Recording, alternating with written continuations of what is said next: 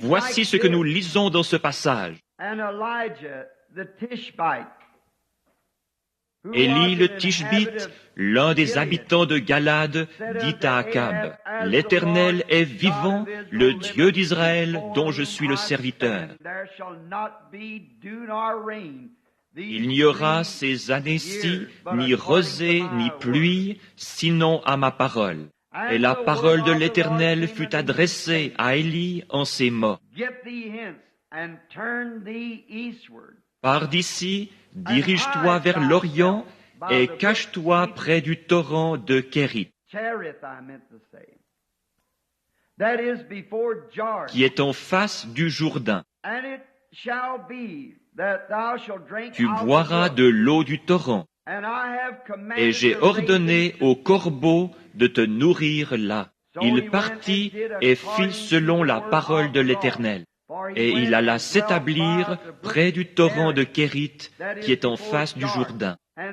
Corbeau lui apportait du pain et de la viande le matin, et du pain et de la viande le soir. Et il buvait de l'eau du torrent. Mais au bout d'un certain temps, le torrent fut à sec, car il n'était point tombé de pluie dans le pays. Alors la parole de l'Éternel lui fut adressée en ces mots. « Lève-toi, va à Sarepta, qui appartient à Sidon, et demeure là. Voici, j'y ai ordonné à une femme veuve de te nourrir. » Il se leva et il alla à Sarepta. Comme il arrivait à l'entrée de la ville, voici, il y avait là une femme veuve qui ramassait du bois.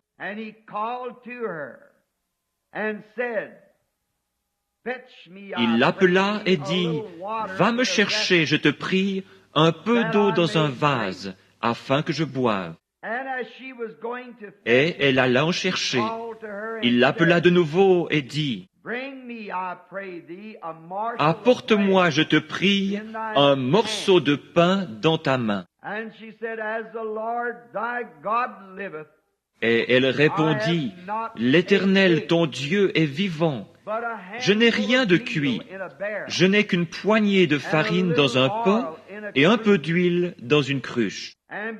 Et voici, je ramasse 2 morceaux de bois, puis je rentrerai et je préparerai cela pour moi et pour mon fils. Nous mangerons, après quoi nous mourrons. » Élie lui dit, « Ne crains point, rentre, fais comme tu as dit. Seulement, prépare-moi d'abord avec cela un petit gâteau, et tu me l'apporteras. Tu en feras ensuite pour toi et pour ton fils. Ainsi parle l'Éternel, le Dieu d'Israël. La farine qui est dans le pot ne manquera point, et l'huile qui est dans la cruche ne diminuera point jusqu'au jour où l'Éternel fera tomber de la pluie sur la face du sol. » Elle alla et elle fit selon la parole d'Élie. Et pendant longtemps, elle eut de quoi manger, elle et sa famille, aussi bien qu'Élie. La farine qui était dans le pot ne manqua point, et l'huile qui était dans la cruche ne diminua point, selon la parole que l'Éternel avait prononcée par Élie. Pour l'exposé de ce matin, juste avant de partir outre-mer, j'ai choisi comme sujet, à partir de ce texte, « Soyez certains de Dieu ». Et maintenant, Seigneur, bénis ta parole alors qu'elle est proclamée. Et puisse le Saint-Esprit prendre possession de nos esprits et de nos pensées, et nous préparer pour sa visite, puisque nous lui avons demandé de venir. Car nous ne venons pas à la maison du Seigneur pour être vus ou pour voir, mais pour apprendre de toi et pour connaître ta nature et tes voies et tes raisons, afin d'être capable d'affronter les problèmes de la vie avec une réelle assurance, étant certain de Dieu. Accorde-le, Seigneur. C'est dans le nom de Jésus que nous le demandons. Amen. Ce devait être une matinée affreuse. Le temps était tellement chaud et l'air si poussiéreux. Les gens mouraient de faim dans la rue et le sol était tellement chaud qu'il semblait prêt à s'embraser.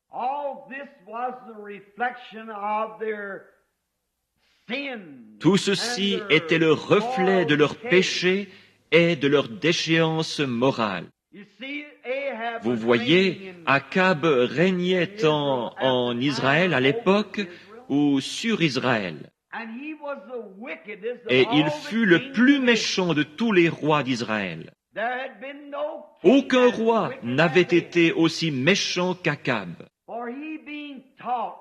Il avait pourtant été enseigné et il savait ce qu'il devait faire. Mais il continua néanmoins de déplaire à Dieu dans toutes ses actions. Bien qu'il eût une grande armée et que le peuple fût devenu très prospère sous son règne. Mais sachez qu'on ne peut déplaire à Dieu et s'attendre à s'en tirer ainsi bien longtemps. Et puis, lors de son mariage, au lieu d'épouser quelqu'un parmi son peuple, il alla épouser une pécheresse, une idolâtre qui adorait les idoles. Il épousa Jézabel. Et elle n'était pas une croyante. Et jamais un croyant ne devrait épouser un incroyant. En aucun cas. On devrait toujours se marier entre croyants. Mais Akab avait fait cette chose mauvaise. Et Jézabel était sans doute une belle femme. Et lui s'était laissé séduire par son apparence plutôt que par ce qu'elle était vraiment. Tant de gens commettent cette même erreur encore aujourd'hui. Et elle avait introduit l'idolâtrie dans la nation, parmi le peuple. Et le peuple, les prêtres, leurs ministres, avaient succombé à cette grande revendication populaire. Voilà bien le tableau de notre pays aujourd'hui. Nous avons cédé à la demande populaire. Sans doute, les prêtres pensaient-ils que tout irait bien tant que leur gouvernement l'approuvait. Mais peu m'importe ce que le gouvernement approuve, ce doit être ce que Dieu approuve. Et les gens pensaient qu'il n'y aurait pas de mal à ce qu'ils se permettent quelques-unes de leurs choses mondaines. On pourrait me demander d'expliquer ce que je viens de déclarer, disant qu'il s'agit là d'un tableau tout à fait comparable à aujourd'hui. Peut-être ne nous considérons-nous pas comme des adorateurs d'idoles, mais nous le sommes. Et le gouvernement souscrit à cela. Les gens aujourd'hui sont des adorateurs d'idoles, parce qu'ils adorent des idoles. Certains d'entre eux adorent des vedettes de cinéma et en font leurs idoles. Certains adorent l'argent et en font leur idole. Et certains adorent des vedettes de télévision et en font leurs idoles. En fait, tout ce que vous faites passer avant Dieu est une idole, peu importe ce que c'est. Même le Satan, notre grand adversaire, est tellement astucieux qu'il place parfois même l'Église avant Dieu. Vous pouvez avoir une grande Église, peut-être est-ce un grand édifice, ou peut-être une grande dénomination, et peut-être même est-ce une grande congrégation. Mais ne laissez rien passer avant Dieu dans votre cœur. Tout ce qui passe avant Dieu est une idole. Et ces gens savaient qu'ils n'étaient plus aussi spirituels qu'ils l'avaient été sous le règne d'autres rois. Et ils croyaient que, simplement parce qu'ils étaient une nation religieuse, tout irait bien. Et c'est là où nous en sommes arrivés également. Je parlais il y a quelques mois à un de mes très chers amis. Et il dit, Frère Branham, je trouve que vous êtes trop impitoyable pour les États-Unis.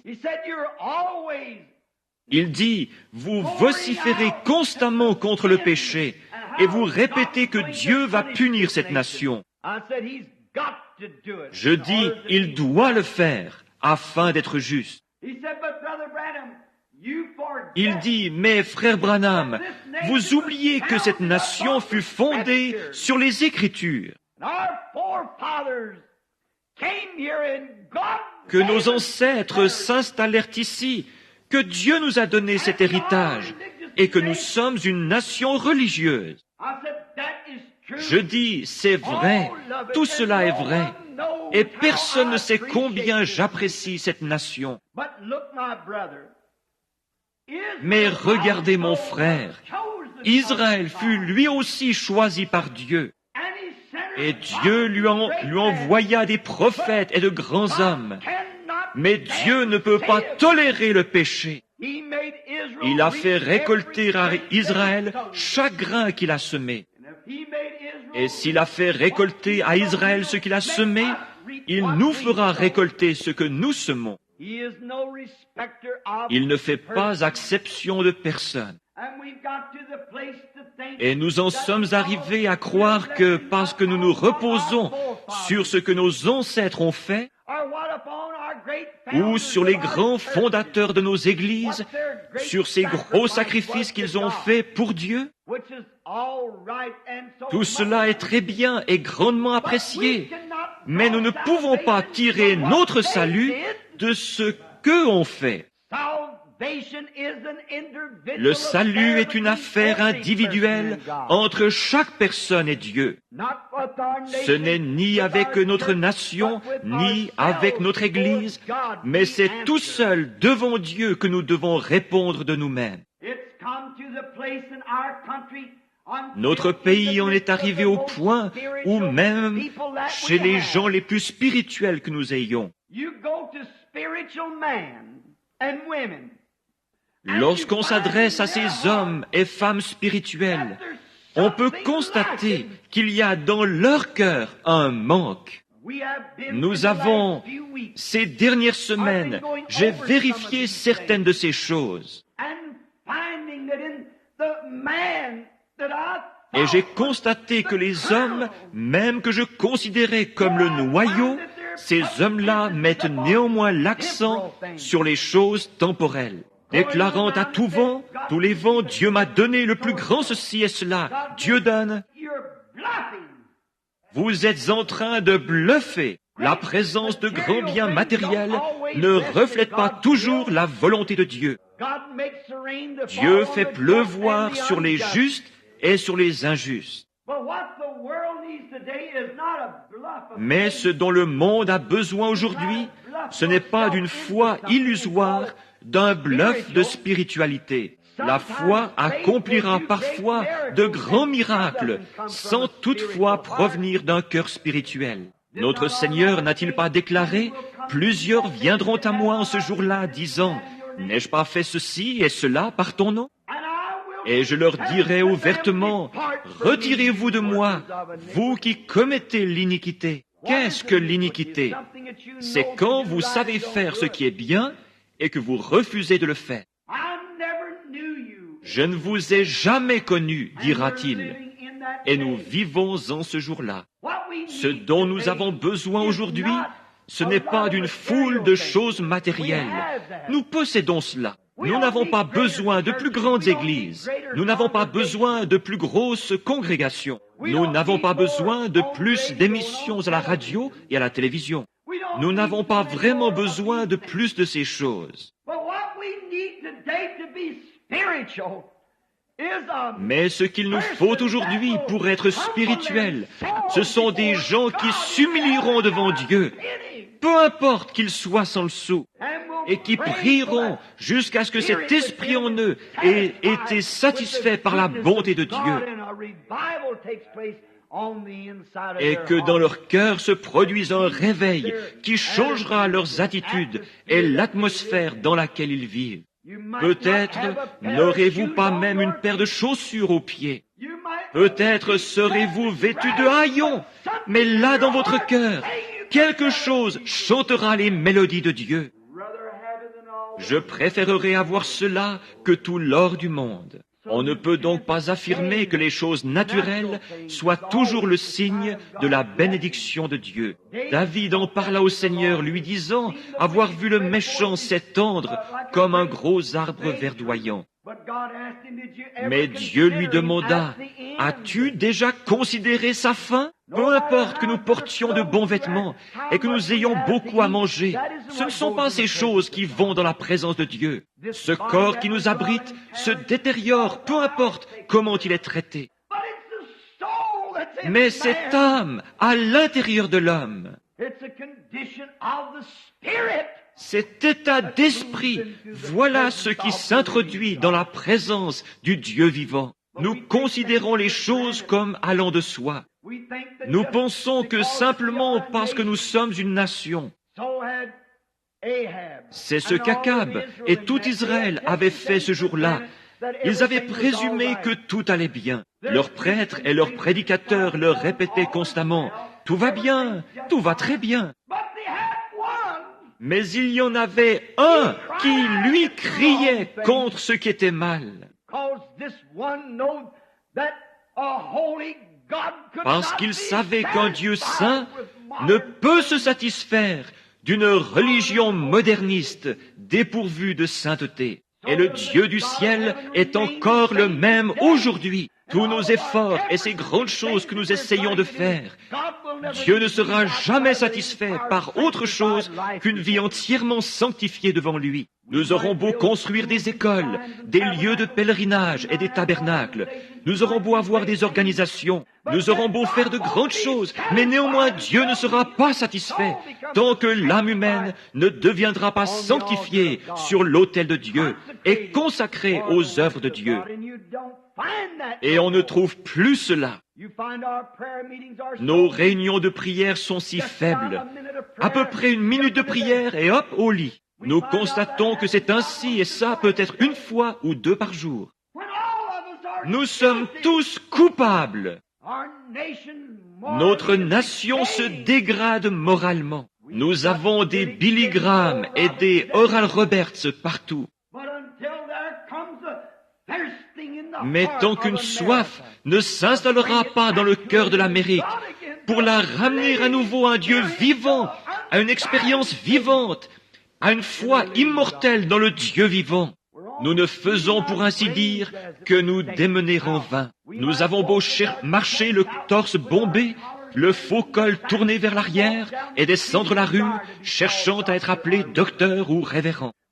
Nous avons beau être les pasteurs des plus grandes églises du pays, et être pieux au possible, si bien que nul ne puisse nous accuser de quoi que ce soit. Mais tant que cette âme qui se trouve à l'intérieur de nous ne brûlera pas pour Dieu, tant qu'il n'y aura pas à l'intérieur quelque chose qui soupire après lui, comme une biche soupire après des courants d'eau, ainsi mon âme soupire après toi, ô Dieu. Tant que nous n'en viendrons pas à une expérience de cet ordre-là. Par conséquent, le communisme et tout ce qui s'ensuit continuera à gagner du terrain. Et toutes nos alliances ne pourront jamais l'arrêter.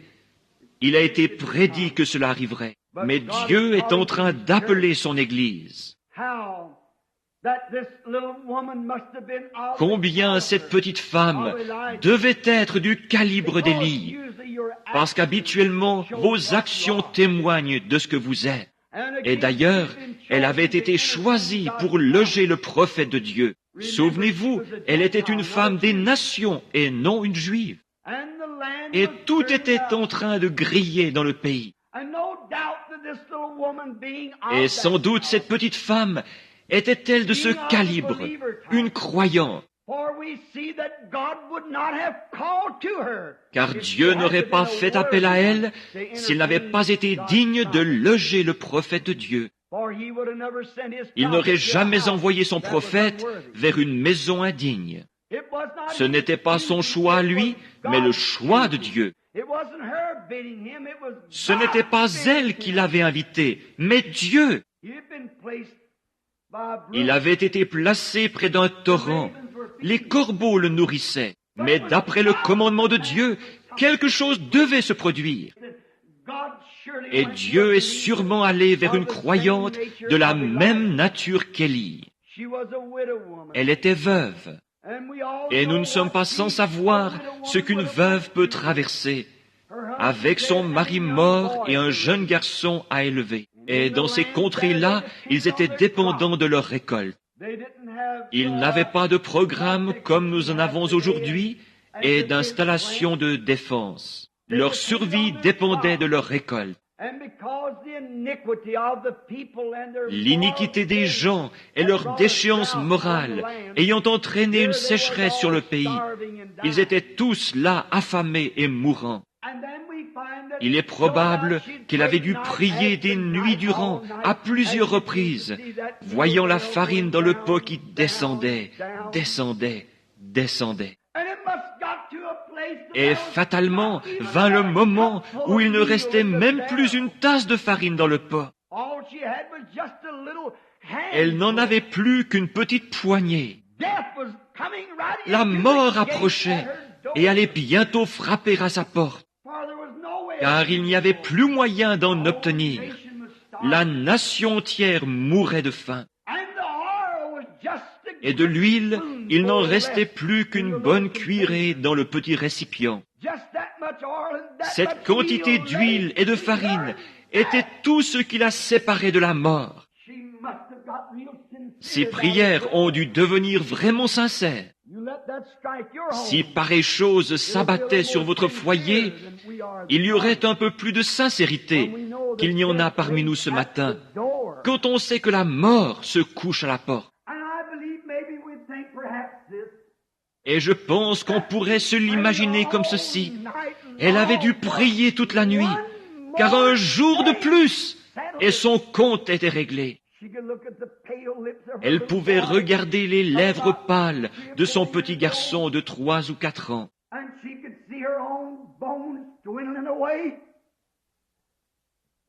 Et voir les os saillants de son propre corps décharnés. Et cela avait dû être terrible pour cette mère de voir la tournure que prenaient les événements. Et malgré tout, les mains tendues vers Dieu, elle priait jour et nuit. À présent, il ne nous reste plus qu'une poignée de farine et une cuillerée d'huile. Vous savez, c'est une chose étrange. Que Dieu permette que ceci pénètre chacun de vous. Dussiez-vous ne jamais plus m'entendre prêcher. Que ceci soit un message. Il est étrange, des plus étranges, que parfois Dieu fasse les choses de cette façon-là. Vous savez, après avoir confessé nos péchés et satisfait à chacune des exigences de Dieu, nous avons cru en Dieu. Il y a des conditions à remplir, et c'est selon sa volonté. Et nous avons confessé nos péchés, et nous avons redressé tous nos torts, tout ce que nous pouvions faire. Nous l'avons fait. Chacune des exigences que Dieu a indiquées, nous y avons satisfait. Et il reste malgré tout silencieux. Il refuse simplement de nous répondre. Je suis sûr que je parle ce matin à certaines personnes qui sont en train de passer par là. J'y suis passé moi-même bien des fois. J'examinais alors ma vie passée, retournant chaque pierre. Et quand je découvrais que j'avais fait quelque chose de mal, je le confessais, disant, « Seigneur Dieu, je me mettrai en règle. » Et je le faisais. Puis je revenais, disant, « Maintenant, Seigneur, tu es Dieu, tu me répondras. » J'ai bel et bien satisfait à tout ce que tu avais exigé de moi, et chaque condition, je l'ai remplie.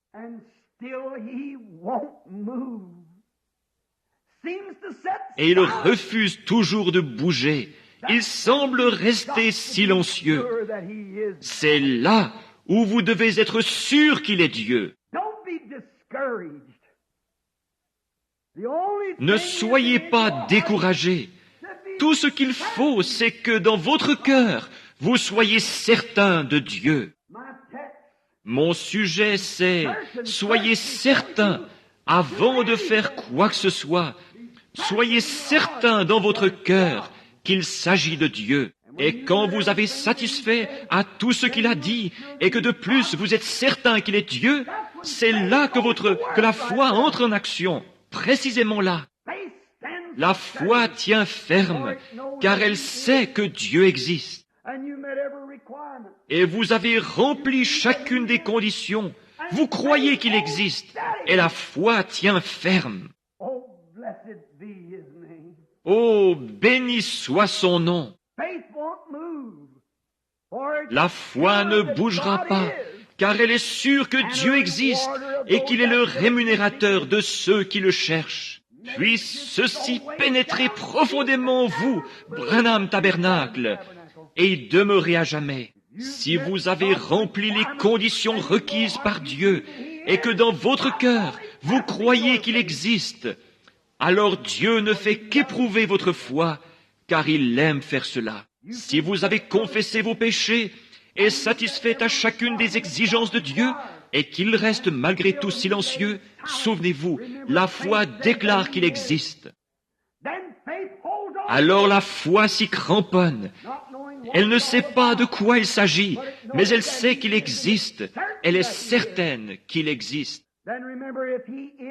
Et rappelez-vous que s'il existe, ses paroles doivent être vraies. Et s'il a exigé de vous que vous vous pliez à certaines conditions, et que vous l'avez fait, il est alors tenu de veiller sur sa parole. Ne faites pas marche arrière en disant, « Je n'ai pas été guéri, Oh, toi, médiocre, faible foi !» Ne croyez pas cela. Si vous avez tout confessé, si vous vous êtes déchargé de tout, et que vous avez satisfait aux exigences de Dieu, la foi tiendra bon. Rien ne l'ébranlera. Il existe, et vous en êtes sûrs. Ceux qui s'attendent à l'Éternel renouvelleront leur force. Ils s'élèveront avec des ailes, comme des aigles. Ils courront et ne se fatigueront pas. Ils marcheront et ne se lasseront pas. Attendez, lorsque vous avez satisfait à ces exigences, votre foi est alors amenée à une confrontation. Si vous avez rempli, si les conditions requises par Dieu ont été remplies, que vous y avez accordé toute l'attention nécessaire, que vous avez fait tout ce que Dieu exigeait de vous, alors votre foi reposera sur ceci, Dieu existe. Soyez certains de Dieu. Vous savez, il aime nous mettre à l'épreuve. Il aime voir la réaction de votre foi. Saviez-vous cela? Dieu aime voir comment vous allez réagir. Quand vous dites, « Oh Seigneur, je te crois, tu es mon sauveur. Je crois que tu es le guérisseur. Je crois que tu es celui qui donne le Saint-Esprit. Et ces choses dont j'ai besoin, tu es le Dieu qui les donne. » Alors vous confessez tous vos péchés et faites une promesse à Dieu concernant ce que vous allez faire s'il vous permet de vous rétablir. Et ensuite, parce que ça n'arrive pas, vous déguerpissez comme un lâche. Dieu ne peut pas utiliser cela. Il ne peut aucunement vous utiliser. Il ne peut absolument pas vous répondre, puisqu'il ne répond que par la foi.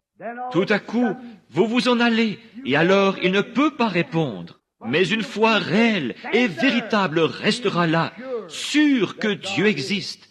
Elle est certaine qu'il existe. Et si Dieu vous demande de faire ceci, de confesser vos péchés, et ainsi de suite, et que vous l'avez fait, la foi déclare qu'il existe. Elle est certaine que cela arrivera. Votre demande doit être exaucée. Oh, j'espère que cela ne vous échappera pas. Si vous êtes sûr de Dieu, Dieu est sûr de sa parole. Il attend simplement pour vous mettre à l'épreuve. Il l'a fait bien des fois. Revoyons une ou deux de ces occasions. Pensons aux enfants hébreux. Ils ne devaient pas se prosterner devant une idole. Dieu avait confiance en eux. Et lorsqu'ils apprirent qu'ils iraient à la fournaise ardente, ils dirent, « Notre Dieu peut nous délivrer de cette fournaise. Et même s'il ne le fait pas, nous ne nous prosternerons devant aucune de vos idoles. » Voyez-vous, ils étaient sûrs et certains de Dieu. Ils savaient qu'il est Jéhovah. Ils savaient qu'il exauce les prières. Mais qu'ils le fassent ou non dans leur cas, de toute manière, ça serait pour leur bien. Ils ont donc simplement fait leur déclaration, confessé leurs péchés et se sont avancés vers la mort. Lorsqu'ils se rendaient à la fournaise ardente, sachant que si Dieu les laissait brûler, ils étaient certains qu'il les ressusciterait à la résurrection. Ils étaient certains de Dieu parce qu'ils savaient que Dieu ferait concourir toutes choses à leur bien. Et lorsque nous sommes certains de Dieu, nous savons que Dieu fait concourir toutes choses à notre bien. Ils firent donc une seule déclaration. Ils étaient certains. Et ils s'avancèrent tout droit vers la fournaise ardente. Et Dieu les laissa y entrer, se tenant là à les observer.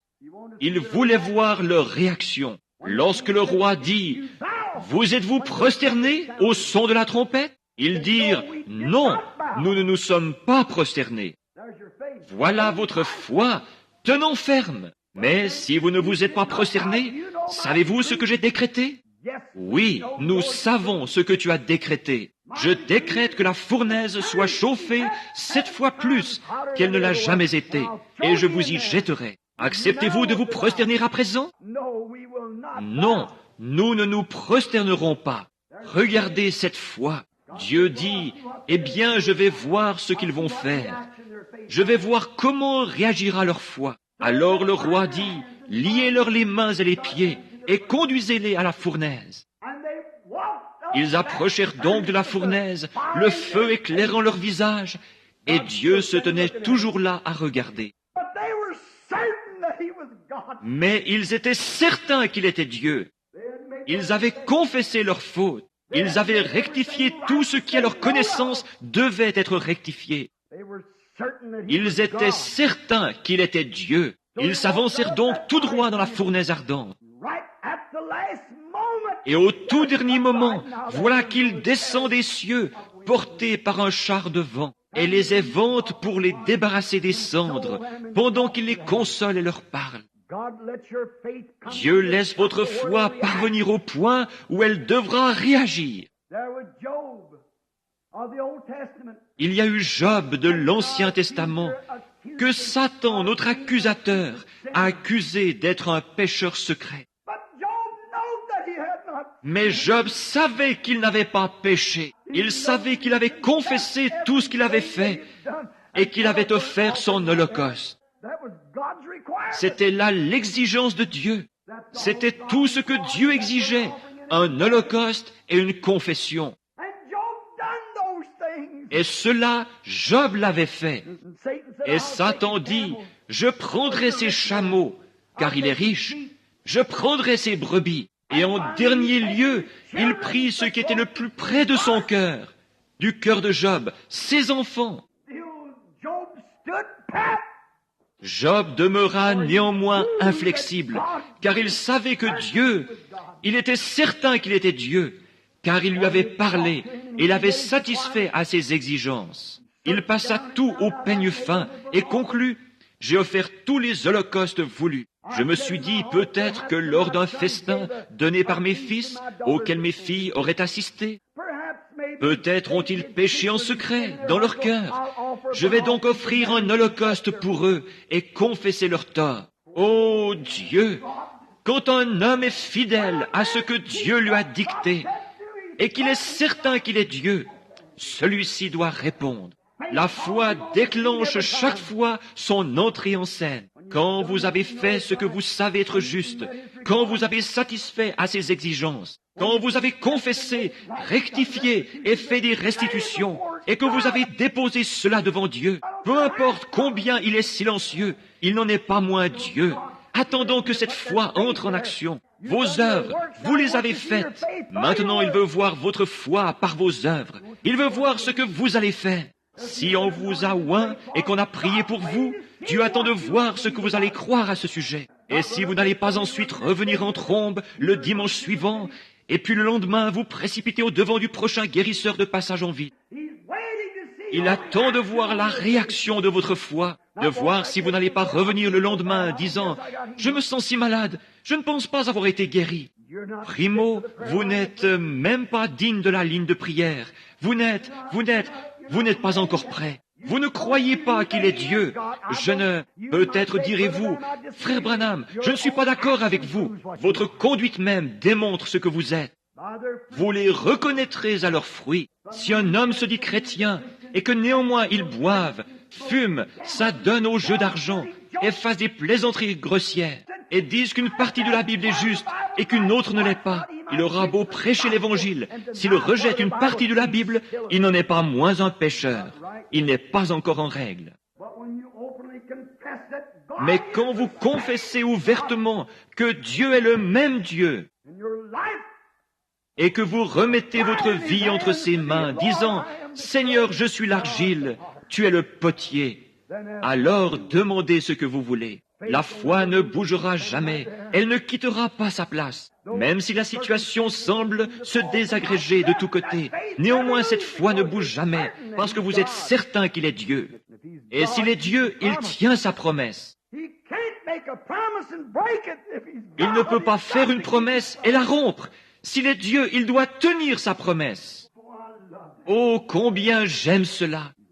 Il doit y rester fidèle. Job avait présenté ses offrandes. Il avait tout fait. Il savait qu'il était en règle. Et voici que se présentent les membres d'églises d'autres dénominations, lui disant, « Job, tu ferais aussi bien d'admettre que tu es un pécheur, car Dieu ne permettrait pas que tu sois puni de la sorte si tu n'étais pas un pécheur. » Mais Job dit, « J'ai fait mes confessions, j'ai présenté l'Holocauste à Dieu, et je ne suis pas un pécheur. » Il connaissait sa position. Et puis les événements suivirent leur cours funeste, essayant de terrasser Job et d'amener Job à renier Dieu et à renier cet holocauste. Dès l'instant où vous intervenez après une confession, cela montre votre faiblesse, cela montre que vous doutez de Dieu. Si vous demandez quoi que ce soit à Dieu et que vous passez votre temps à en douter, alors vous êtes un douteur, pas un croyant. Job savait où il en était et il s'accrocha fermement à ce fondement-là. Pas étonnant que Pruitt, à l'heure de sa mort, ait dit « Sur Christ, le roc solide, je me tiens. Tout autre terrain n'est que sable mouvant. » Sur ce roc solide de la confession de Job, même son épouse bien-aimée l'abandonna. Lorsqu'il avait perdu la santé, qu'il était couvert d'ulcères et qu'il se grattait avec un tesson, maudissant le jour de sa naissance et disant « Puisse même le soleil ne pas briller et la lune ne pas paraître la nuit. » Sa femme dit « Job, tu es tellement misérable, tu ferais aussi bien de maudire Dieu et mourir. » Il dit, tu parles comme les femmes insensées. Il était certain qu'il y avait un Dieu et qu'il avait satisfait aux exigences. Oh, je me sens religieux. Il savait qu'il avait satisfait aux exigences de Dieu et cela tranchait la question. Dieu éprouvait sa foi. Il éprouvera la vôtre. Il éprouvera la mienne. Mais lorsque nous avons satisfait à ses exigences, repentez-vous et que chacun de vous soit baptisé au nom de Jésus-Christ pour le pardon de vos péchés, et vous recevrez le don du Saint-Esprit. C'est sa promesse. Quelqu'un parmi vous est-il malade? Qu'il appelle les anciens de l'Église, qu'il loigne d'huile et prie. La prière de la foi sauvera le malade, et Dieu le relèvera. Voilà qui règle la question. Confessez donc vos fautes les uns aux autres, et priez les uns pour les autres. Vous avez satisfait aux exigences de Dieu. Voici les signes qui accompagneront ceux qui auront cru. En mon nom, ils chasseront les démons. Ils parleront de nouvelles langues. Ils saisiront des serpents. S'ils boivent quelques breuvages mortels, il ne leur fera point de mal. Ils imposeront les mains aux malades, et les malades seront guéris. Voilà qui règle la question. Soyez certains de Dieu. Soyez sûrs que dans votre cœur, vous croyez bien qu'il s'agit là de la parole de Dieu. Job l'était. Sa femme dit, « Pourquoi ne pas le maudire et mourir? Ton état empire continuellement. » Combien Satan aime vous lancer ces mots-là. Mais voyons, tu ne vas pas mieux depuis que tu as été oint d'huile. Tu ne vas pas mieux depuis que ces prédicateurs ont prié pour toi. Ces prédicateurs sont dans l'erreur pour commencer. Cela n'a rien à voir avec le prédicateur. C'est votre foi dans le Dieu vivant qui compte. Ce n'est pas ce que le prédicateur est, c'est ce que Dieu est. Ce n'est pas le prédicateur qui a fait la promesse, c'est Dieu qui a fait la promesse. Ce n'est pas l'affaire du prédicateur, c'est l'affaire de Dieu et de votre foi pour croire qu'il s'agit bien de Dieu.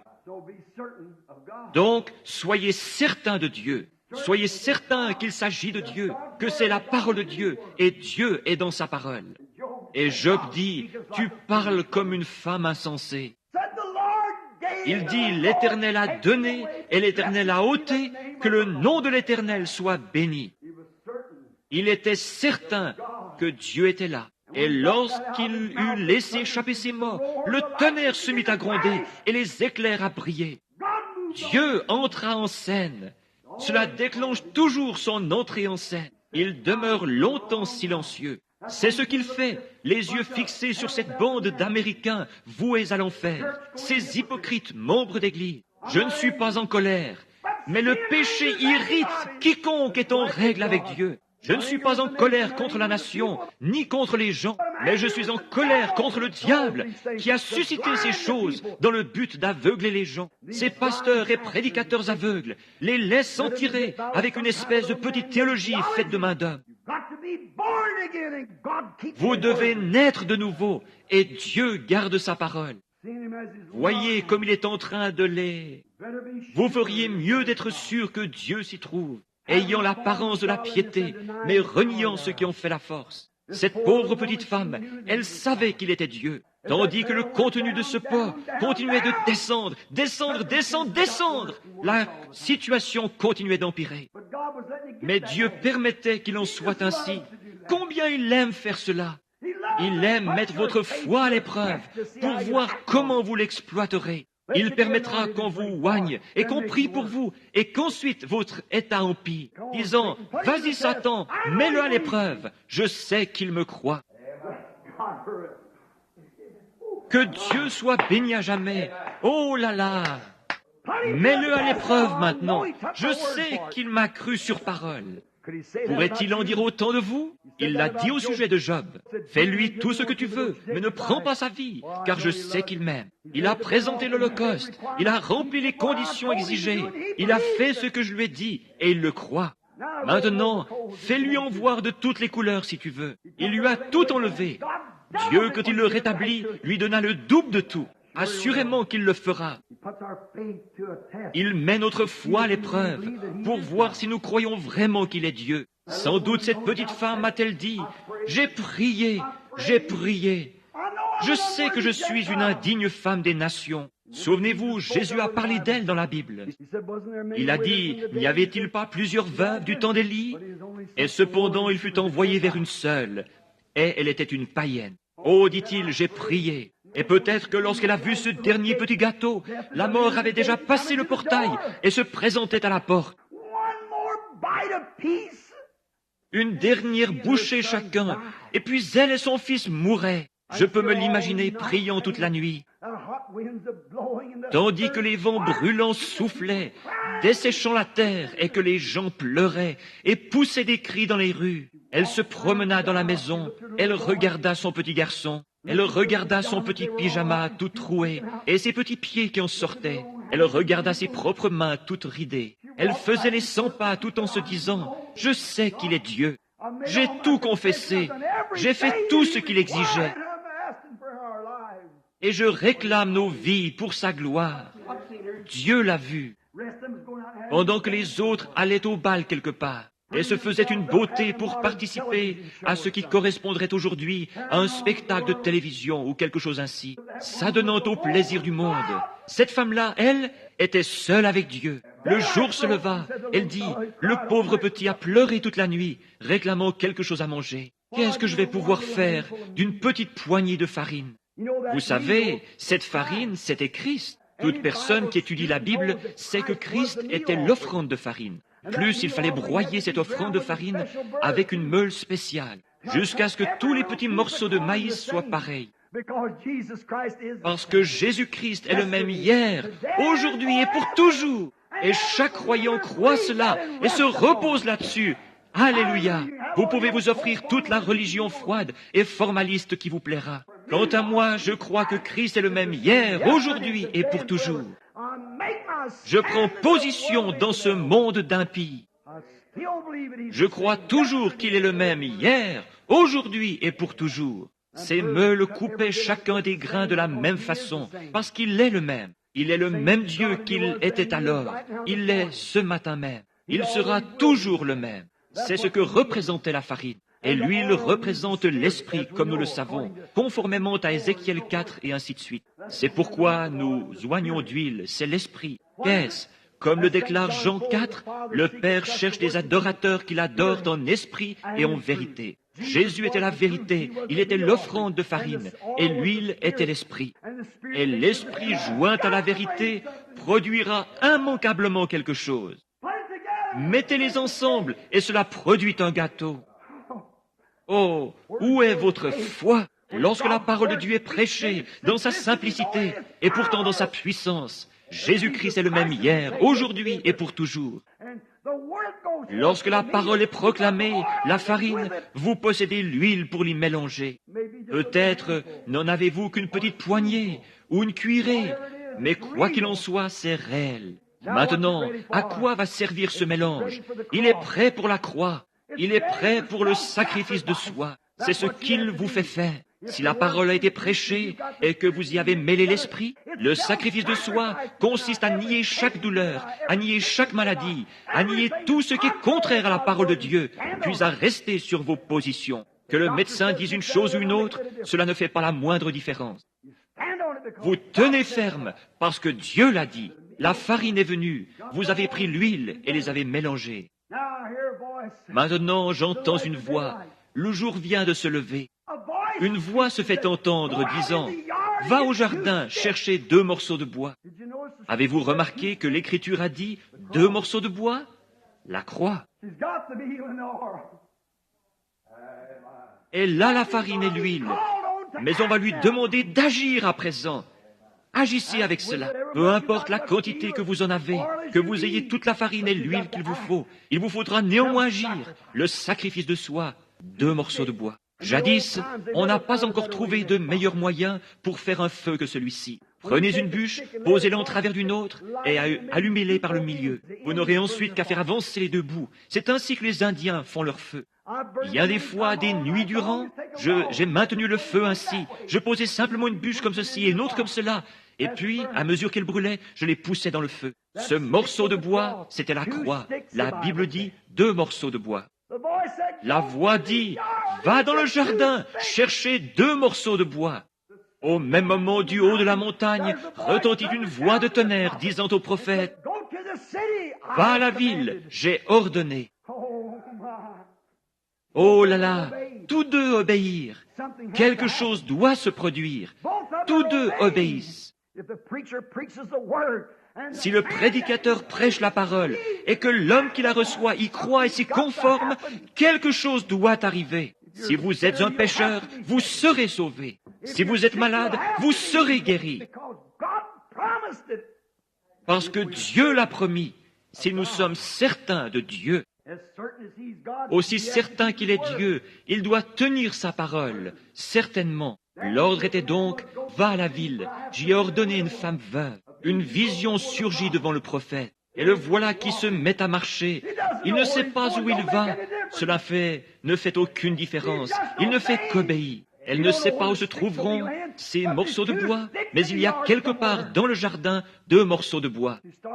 Elle se met en route, elle va au jardin, elle regarde autour d'elle. Oh, comme il fait chaud! Et ces hurlements qui proviennent de la ville, et les rôdeurs de nuit qui, titubant, rentrent en buvant du vin, et ainsi de suite. Elle jette un coup d'œil dans la rue, elle ne voit rien.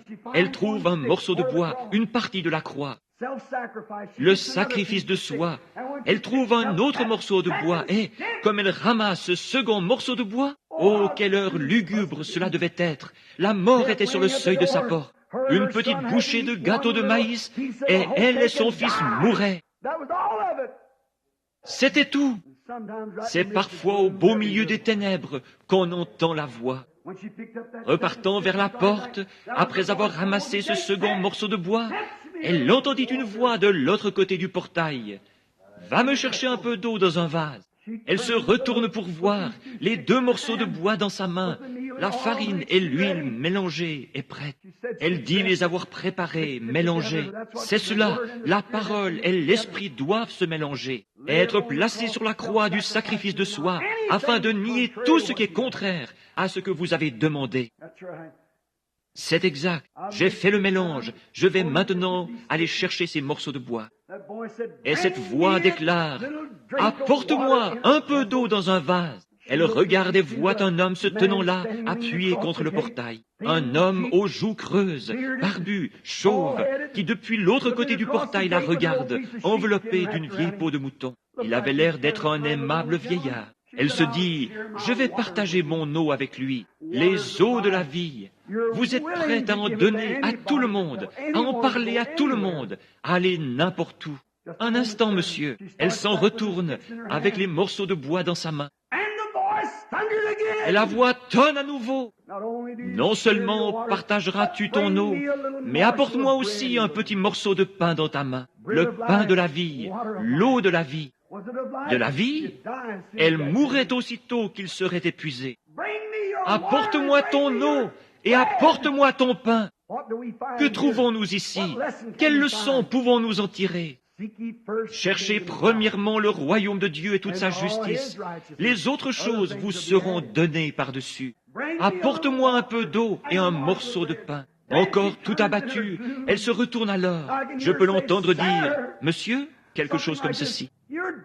Vous êtes différent des hommes que j'ai vus, des hommes que j'ai entendus parler. Vous semblez si sûr de ce que vous avancez. Mais j'ai tout juste assez de farine, juste une poignée et juste une cuillerée d'huile. J'avais préparé cela et je vais le cuire avec ces 2 morceaux de bois. Et puis je le mangerai avec mon fils, après quoi nous mourrons. C'est tout ce que j'ai. Qu'entendons-nous ensuite? Mais apporte-moi d'abord le petit gâteau. Dieu d'abord. Peu importe ce qu'on peut dire, ou quoi que ce soit d'autre, une quelconque évidence. Et combien sombre cela peut paraître, quoi qu'il en soit. Prenez Dieu d'abord, sa parole d'abord. Le médecin dit que je ne peux me rétablir, mais sa parole passe d'abord. Je suis un trop grand pécheur, je suis une prostituée, je joue à l'argent, je suis un ivrogne. La parole de Dieu d'abord. Si vos péchés sont comme le cramoisi, ils deviendront blancs comme la neige. S'ils sont rouges comme la pourpre, ils deviendront blancs comme la laine. Dieu d'abord. Va me chercher un petit gâteau d'abord.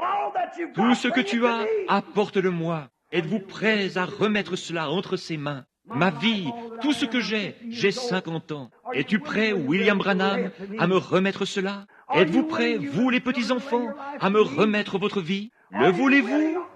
Le pouvez-vous? Vous qui êtes malade, pouvez-vous me faire confiance? Donnez-moi la première place. Apporte-moi un morceau de pain dans ta main et va me chercher un peu d'eau. Elle l'a regardé. Quelque chose lui disait que cet homme-là savait de quoi il parlait. Dieu connaît les siens. Les brebis, mes brebis connaissent ma voix. Elles savent si oui ou non c'est scripturaire, si c'est juste ou pas. Obéissantes, elles s'en retournent. C'est ce que vous devez faire.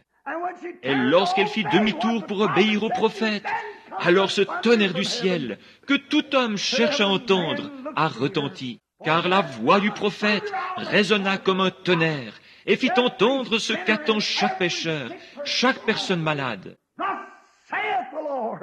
Ainsi dit le Seigneur.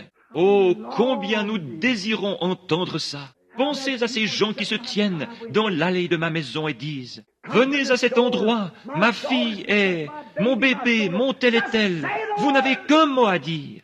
Le prononcer avant que ça soit dans votre bouche. Ce serait le dire soi-même. Mais il brûle d'entendre ce « Ainsi dit le Seigneur ». Et voilà que depuis l'autre côté du portail, il s'est fait entendre, parce qu'elle obéissait, et le voile de tristesse s'est levé. Ainsi dit le Seigneur, le pot ne se videra pas complètement, et la cruche non plus, jusqu'au jour où l'Éternel fera tomber de la pluie sur la terre. Oh, quelle consolation! Elle a fait ce gâteau, elle l'a donné au prophète. Elle est retournée, en préparé pour elle et son fils. Elles ont mangé et bu à satiété. D'où cela est-il venu? Comment cela s'est-il trouvé là? Expliquez-moi scientifiquement la provenance de cette farine. D'où venait cette huile? Comment a-t-elle fait pour se retrouver dans cette cruche? Chaque matin, elle versait l'huile jusqu'à la dernière goutte. Chaque matin, elle vidait le pot de farine. Plus rien, mais quand elle retournait en chercher, il y en avait. D'où cela venait-il? Prenez Dieu au mot, soyez certains de Dieu, il est le Créateur. Il se peut que vous ayez perdu la santé, il se peut que vous ayez perdu votre communion. Prenez-le au mot, soyez certains qu'il est Dieu. Cette période sombre que vous traversez ne paraîtrait peut-être pas aussi sombre si vous acceptiez simplement sa parole et étiez certain qu'il est Dieu. J'ai vu une fois en Allemagne un tableau que je n'ai jamais oublié. Un peintre allemand a peint un tableau intitulé « Le pays des nuages ». De loin, cela vous apparaît comme une image horriblement triste et sombre. Représentant un amoncellement de nuages. C'est ce qu'on remarque de loin. Mais lorsqu'on s'en approche, cela se transforme. Ce sont des ailes d'anges qui battent ensemble, chantant des Alléluia au Seigneur. Et voilà ce qu'est l'obscurité parfois. Si vous regardez de loin, cela semble triste et noir. Mais prenez Dieu au mot et soyez certains qu'il est Dieu. Approchez-vous ensuite tout près. Vous découvrirez que ce ne sont que des ailes d'anges qui battent ensemble. Elle était un peu comme Abraham, appelée à donner tout ce qu'elle possédait et à poser cela sur l'autel du sacrifice. Peut-être recevez-vous ce même appel ce matin. Renoncez à vos voies, renoncez à votre incrédulité, abandonnez tout ce que vous avez, pour ensuite prendre l'huile et la parole, les mélanger et poser cela sur l'autel du sacrifice de soi. Vous constaterez que cela déclenchera l'entrée en scène de Dieu, aussi sûr que je me tiens à cette chair. Pensez-y tandis que nous prions. Avez-vous un besoin aujourd'hui? Avez-vous un besoin qui dépasse vos capacités physiques? Êtes-vous tellement à court d'argent que vous ne pouvez pas payer votre loyer? Les enfants ont-ils besoin de chaussures neuves et vous n'avez pas l'argent pour les leur acheter? Le pot est-il vide chez vous et la cruche à peu près sèche? Vous ne pouvez pas acheter de fourrage pour votre bétail et quelque chose ne va pas. Souvenez-vous, il a fait une promesse. Êtes-vous malade? Le médecin dit qu'il vous faut subir une opération et vous n'avez pas l'argent nécessaire. Êtes-vous dans le besoin? Êtes-vous un pécheur? Votre besoin est-il grand, sachant que si Dieu appelait aujourd'hui, vous seriez perdu? Êtes-vous un rétrograde fuyant Dieu? Vous savez que vous êtes membre d'une église, et pourtant vous savez bien que vous n'êtes pas en règle.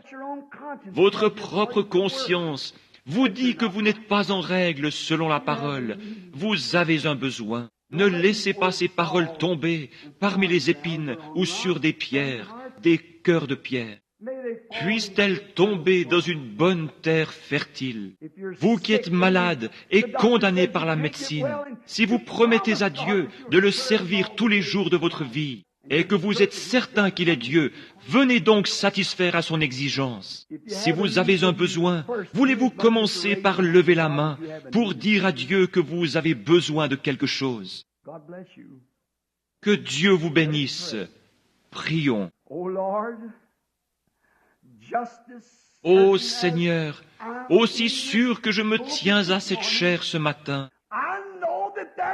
je sais que pas une seule de ces mains ne peut se lever sans que tu le saches, car tu es Dieu. Tu as dit, ne vend-on pas tant de passereaux pour 2 sous? Combien plus valez-vous qu'un passereau?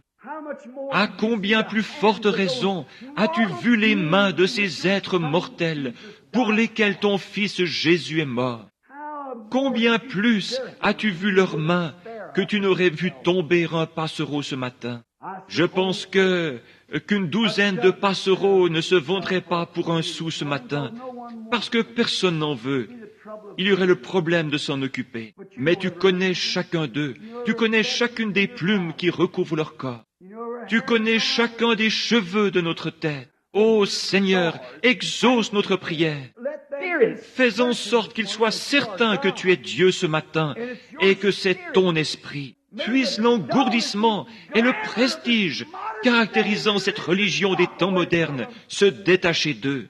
Oh, je suis membre de telle église, disent-ils. Oh Dieu, puisse cela s'effacer de leurs pensées à l'instant même.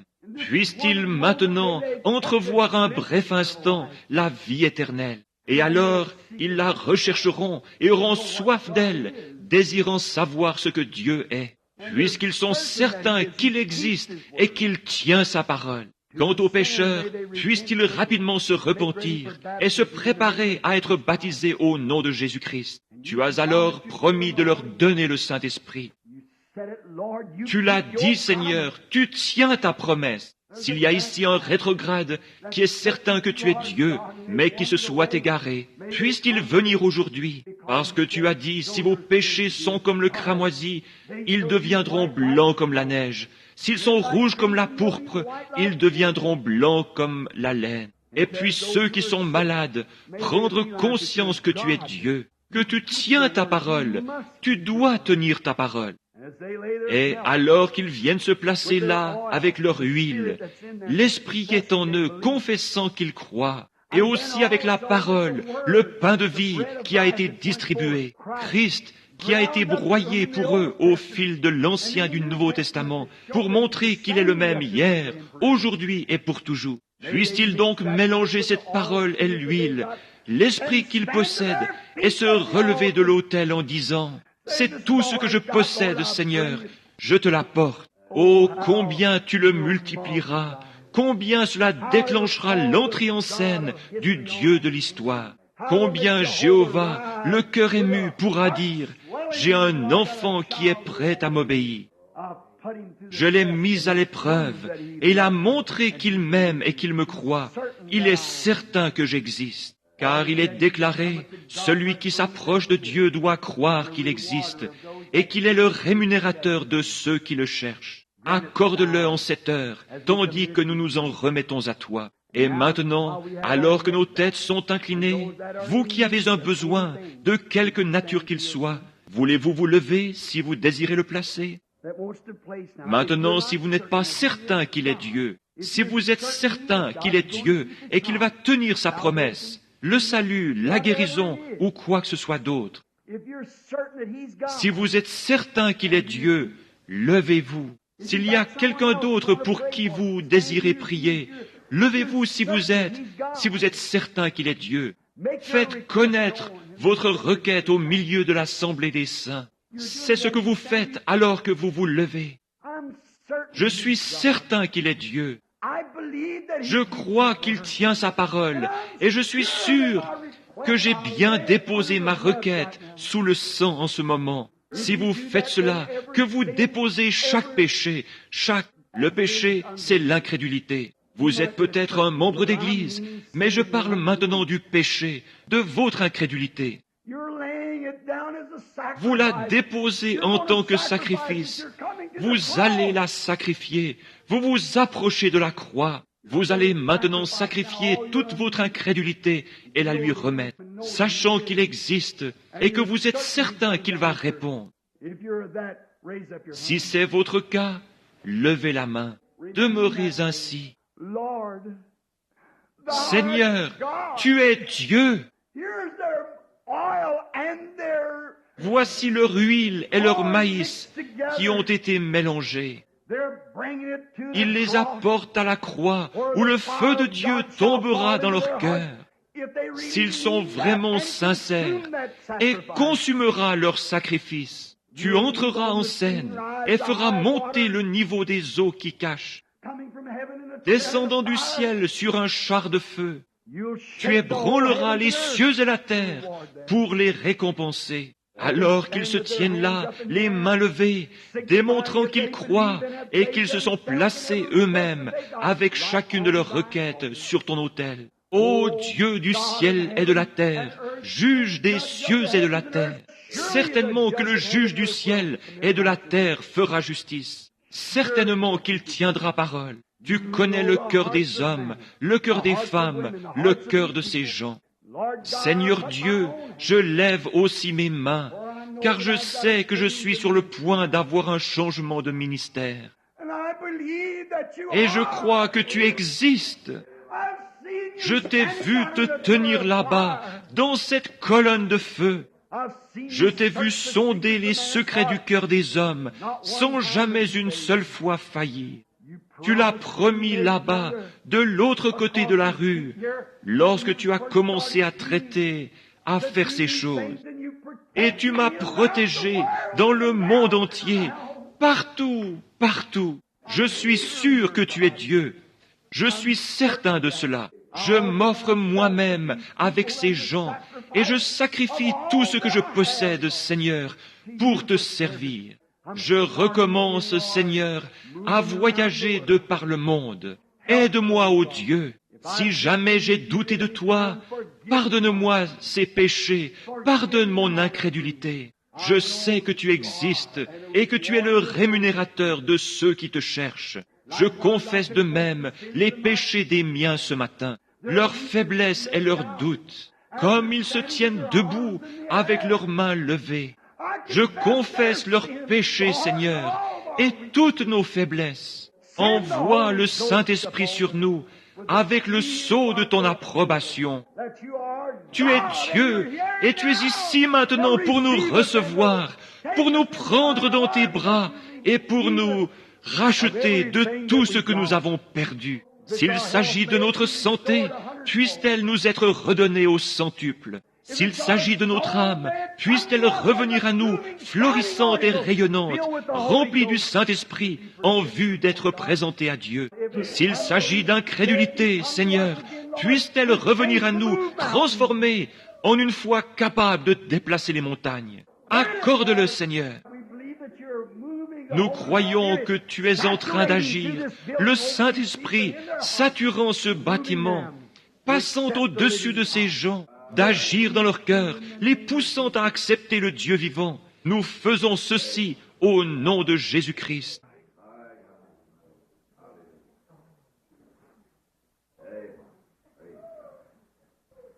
My faith looks up to thee, thou Lamb of Calvary,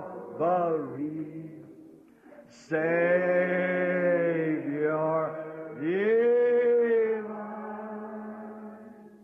Now hear me while I pray. Take all my sins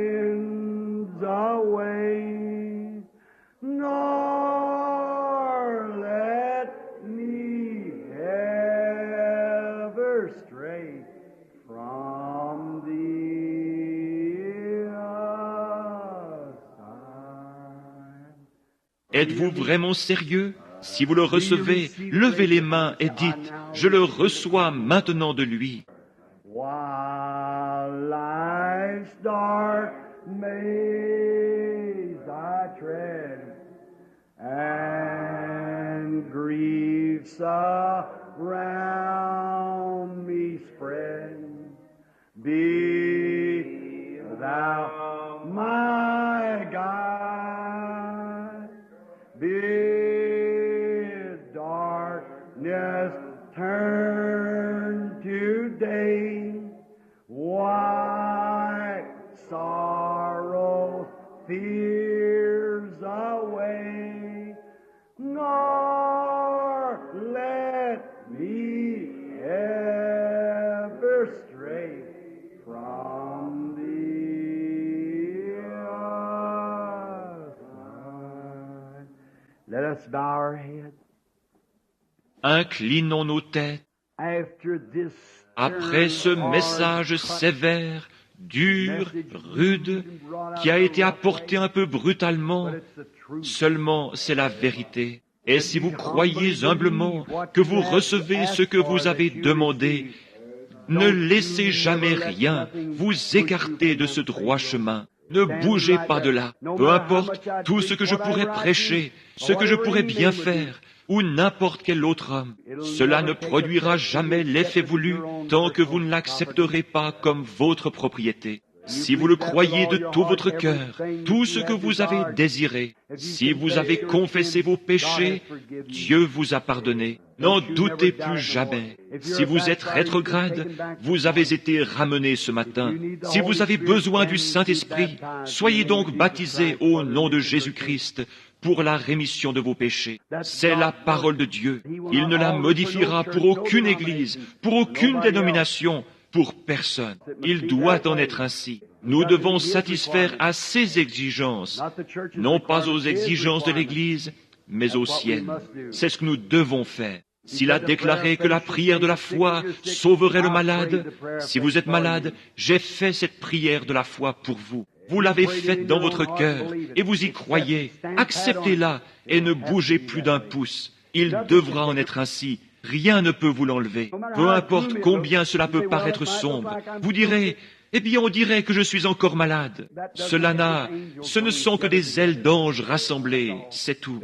C'est Dieu sous une forme de bénédiction. Cela vous paraît sombre. Approchez-vous davantage et regardez-le à nouveau. Voyez s'il ne s'agit pas de Dieu qui est justement là en train de tenir sa parole. Maintenant, avec nos têtes inclinées, je vais remettre le service à Frère Neville, notre pasteur.